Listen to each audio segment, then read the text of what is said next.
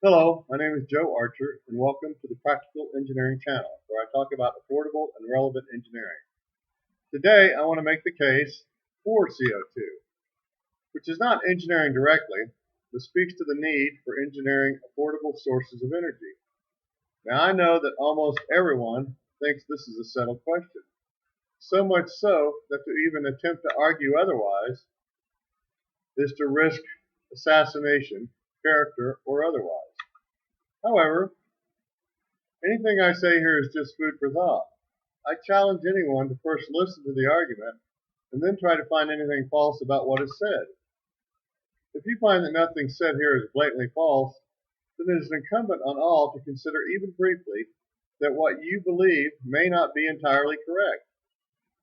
And then you must also be honest with yourself and consider the possibility that all the things told to you by your rulers may not be true. Ultimately, it comes down to two possibilities. Either everything your rulers say is the truth or not the truth. However, if you choose to believe that everything your overlords tell you is true, and you choose not to question it, then you may find your future not nearly as bright as it can otherwise be. But for the record, our rulers made up the most ridiculous claims under the guise of religion, as if they spoke for God, and if you didn't do as they said, God would punish you. Fortunately, over time, many of us have come to see that many religious precepts don't make sense and are almost certainly absurd. And with more time, more and more of us come to see that so many things we were taught by our overlords is rubbish. And so it is with the religion of climate change.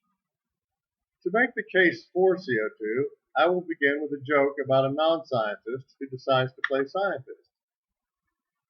So this non-scientist takes a frog and makes a loud sound. When they do, the frog jumps 3 feet. Then they cut off one of the frog's legs and repeat the loud noise. This time the frog jumps 2.5 feet. They then cut off each of the 3 remaining legs, each time recording how far the frog jumps. After cutting off the frog's last leg, they note that the frog does not jump. The non-scientist then formulates the hypothesis that a frog's ears are in their legs and that by cutting off their legs, it made the frog deaf. And I contend it is this kind of rationale upon which many people devoutly believe that CO2 will destroy our planet. But to be fair, the masses didn't form the hypothesis. They have just been told it. Now I ask the listener to imagine themselves to be Captain Kirk, and that you have arrived at a planet where the CO2 concentration in the atmosphere is a fraction of its billion-year average, over which the entire plant kingdom ecosystem of the planet has evolved. As you study the planet, you find that this fundamental plant food, CO2, was 10 times higher for almost its entire history of the plant kingdom, and that only in the last tens of millions of years has it decreased to this notably low level. You also note there are two processes for photosynthesis. One of them essentially died out after the concentration in the atmosphere dropped below 400 parts per million, and the other cannot function below 150 parts per million. And the current CO2 is just now back to 400 parts per million. What do you conclude?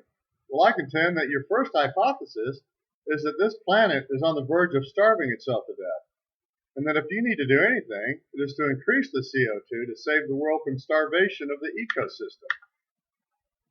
Now we are being told that the problem isn't too little CO2, but rather too much CO2. However, when you look at the correlation between CO2 and global average temperatures, you find that there is absolutely no correlation whatsoever.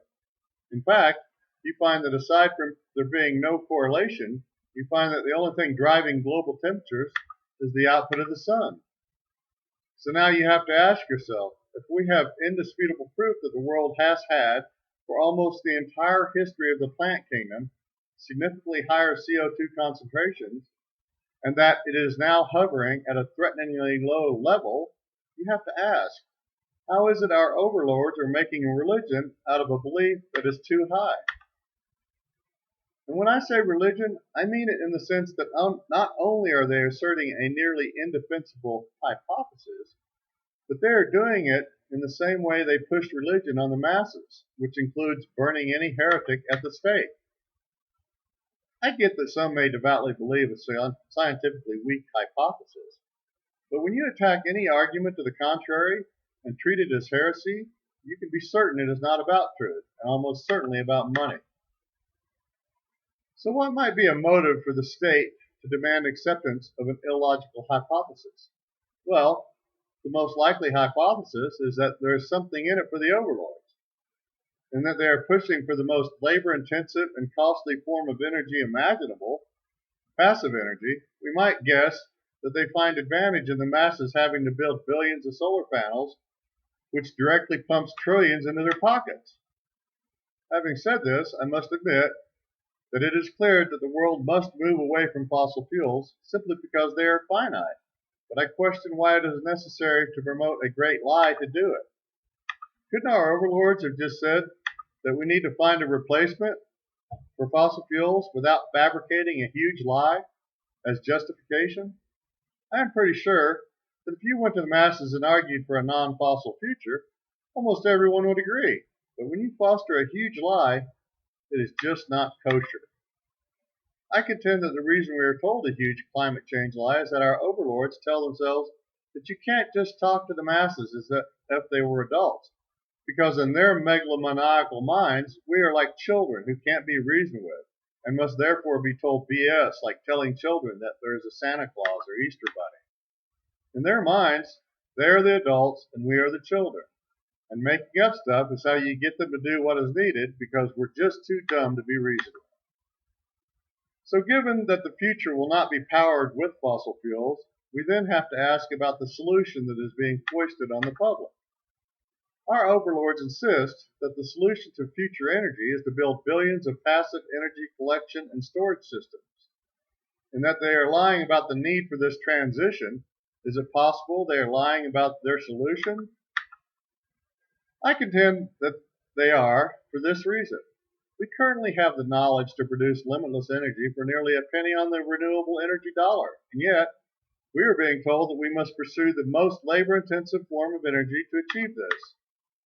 In contrast, most logical labor-free energy solutions are somehow never promoted. So allow me to make the case for energy that does not require the frivolous labor of billions of people, that will also not pump trillions into our overlords' pockets. And these are either or both geothermal and nuclear energy. We could, the knowledge we're allowed to be spoken, drill U-shaped wells through volcanic zones and produce electricity for less than a dime on the dollar, that of renewables. And we can also build reactors for a penny on the dollar of current reactors. But these technologies are not only not being pursued, but they are never even allowed to be spoken of in public. For some reason, we are being deliberately driven to the most labor-intensive form of energy production imaginable. Why would anyone choose to do something the hardest way possible, while at the same time censoring any talk of a labor-free energy solution? The best hypothesis is that you can't make money on cheap energy, but you can make a crap ton of money on labor-intensive energy. But I digress. This video is about making the case for CO2. CO2 is the lifeblood of this planet. It is both food and fertilizer for the entire plant kingdom, upon which our ultimate survival rests. It would take a monumental effort to deliberately fertilize and feed a planet ecosystem, even if we wanted to, and the benefit to the planet would be a far greener planet. It's just by happenstance and serendipity that we have unintentionally aided the plant kingdom by our intermediate dependence of fossil fuels. It is just dumb luck that our human evolution needed and has used fossil fuels to improve the human condition, and we will soon enough run out of this resource. Clearly, we must plan ahead to replace this source of energy.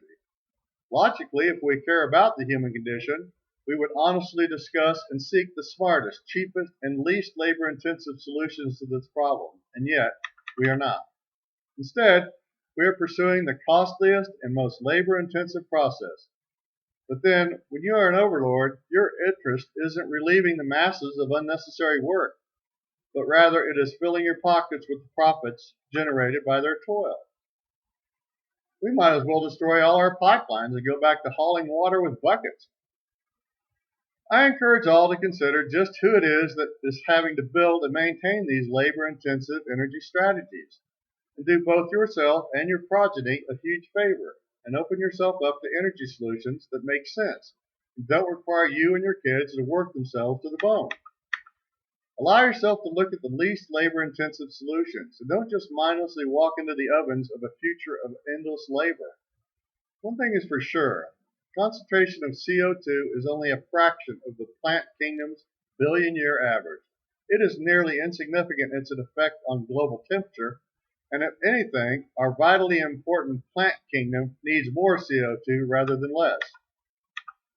If you line up all the molecules in the atmosphere in a line between LA and New York and put CO2 at the front of the line, you would run out of CO2 before your plane got off the runway. That is how rarefied CO2 actually is.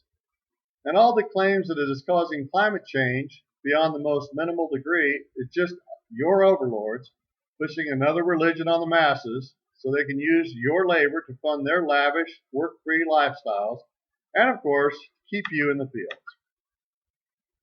In closing, I want to clarify that this is not just another iconoclastic screed decrying the established order.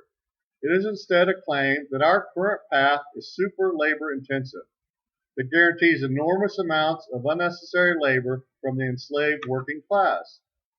This video is about making a case for the very least labor intensive forms of energy, and that the claims of climate change are just a tool to stampede the herd into a foolish, costly, and labor intensive future that only serves those who won't be doing the work.